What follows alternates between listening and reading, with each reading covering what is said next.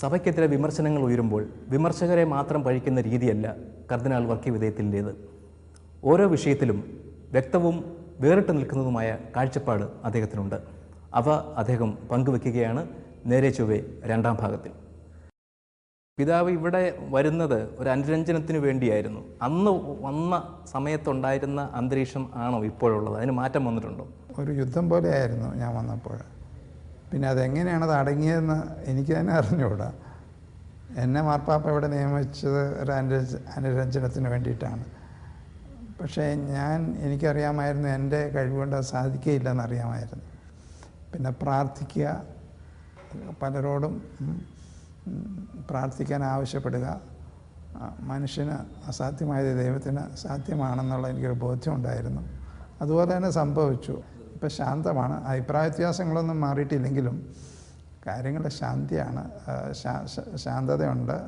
മെത്രാന്മാർ തമ്മിൽ നല്ല സൗഹാർദ്ദം തീർച്ചയായിട്ടും ഉണ്ട് ഇപ്പോൾ. അപ്പോൾ എൻ്റെ നിരീക്ഷണത്തിൽ ഈ ആധ്യാത്മിക ജീവിതവും പ്രാർത്ഥനയും ഒക്കെ കൂടുതൽ താല്പര്യത്തോടെ കാണുന്ന അങ്ങ് ഒരു അഡ്മിനിസ്ട്രേറ്റർ എന്ന നിലയിൽ കൂടി ഇവിടെ വലിയൊരു പങ്ക് വഹിക്കേണ്ടി വന്നു. അപ്പോൾ ഇത് രണ്ടും കൂടെ ഒരു വൈരുദ്ധ്യമുണ്ടായിരുന്നു. ആ അഡ്മിനിസ്ട്രേറ്റർ എന്നുള്ള നിലയിൽ വേണ്ടത്ര ശോഭിക്കാൻ കഴിഞ്ഞു?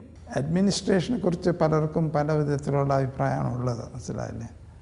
നല്ല തൻ്റെ ഇടമുള്ള ഒരു അഡ്മിനിസ്ട്രേറ്റർ, അല്ലെങ്കിൽ കാര്യങ്ങളൊക്കെ നടത്തി ശരിയാക്കുന്ന അഡ്മിനിസ്ട്രേറ്റർ, ഇങ്ങനെയൊക്കെ ഉള്ള ഒരു സ്ട്രോങ് പേഴ്സണാലിറ്റി.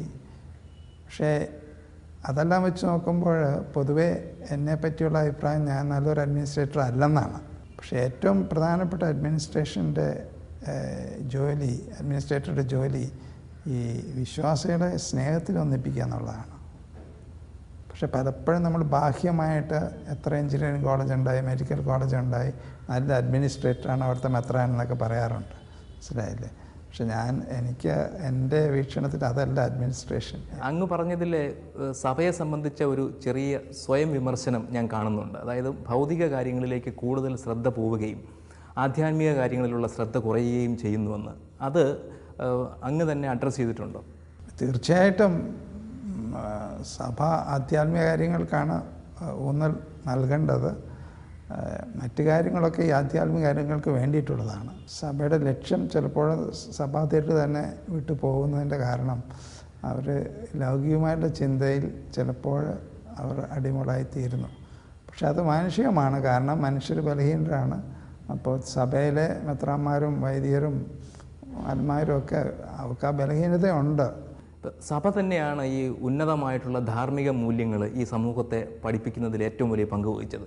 ആ സഭ തന്നെ പഠിപ്പിച്ച ധാർമ്മിക മൂല്യങ്ങൾക്ക് അനുസൃതമായാണോ സഭ പ്രവർത്തിക്കുന്നത് എന്നൊരു ചോദ്യം ഇപ്പോൾ ഉയരുന്നുണ്ട്.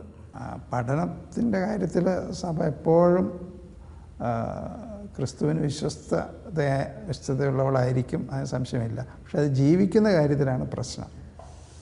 അവിടെ എല്ലാവർക്കും ബലഹീനത ഉണ്ടെന്നുള്ള കാര്യം മറക്കരുത്, മനസ്സിലായില്ല? മെത്രാന്മാർക്കും ഉണ്ട്, കന്യാസ്ത്രീകൾക്കും അച്ഛന്മാർക്കും അൽമായർക്കും ഒക്കെ എല്ലാവർക്കും ഉണ്ട് ബലഹീനതകളുണ്ട്. അതുകൊണ്ട് ക്രിസ്തു പഠിപ്പിക്കുന്ന വിധത്തിൽ തന്നെ അല്ല എല്ലാവരും ജീവിക്കുന്നത്.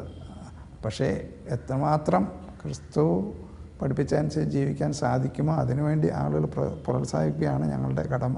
ക്രൈസ്തവ വിദ്യാഭ്യാസ സ്ഥാപനങ്ങളിൽ നിലനിൽക്കുന്നു എന്ന് കരുതുന്ന അധാർമിക പ്രവണതകൾക്കെതിരെ വ്യക്തിപരമായിട്ട് തന്നെ അങ്ങ് നിലപാടെടുത്തിട്ടുണ്ടോ? അത് ഏതൊക്കെ തരത്തിലാണ്? അല്ല, അവിടെ ഇവിടെയൊക്കെ പൈസ വാങ്ങിക്കുന്നത്, അഡ്മിഷന് പൈസ വാങ്ങിക്കുന്നത്, അല്ലെങ്കിൽ അപ്പോയിൻമെൻറ്റ്സിന് പൈസ വാങ്ങിക്കുക, ഇതൊക്കെ തെറ്റാണെന്നുള്ള എനിക്ക് പൂർണ്ണ ബോധ്യമുണ്ട്. അത് തന്നെയല്ല സുപ്രീം കോടതിയൊക്കെ ഇത് ഞാൻ വിശ്വസിക്കുന്നത് സ്ഥിരീകരിച്ചിട്ടുണ്ട്. ചിലർക്ക് അതിൽ തെറ്റ് തോന്നുന്നില്ല. അവർ പറയും ഇപ്പോൾ പൈസ വാങ്ങിച്ചില്ലെങ്കിൽ ഒരു വിദ്യാഭ്യാസ സ്ഥാപനം നടത്തിക്കൊണ്ടു പോകാൻ സാധിക്കില്ല, എൻ്റെ മെയിൻ്റനൻസിന് ഗവൺമെൻറ് പൈസ ഒന്നും തരുന്നില്ല. അതൊക്കെ വാസ്തവമാണ്. എന്നാലും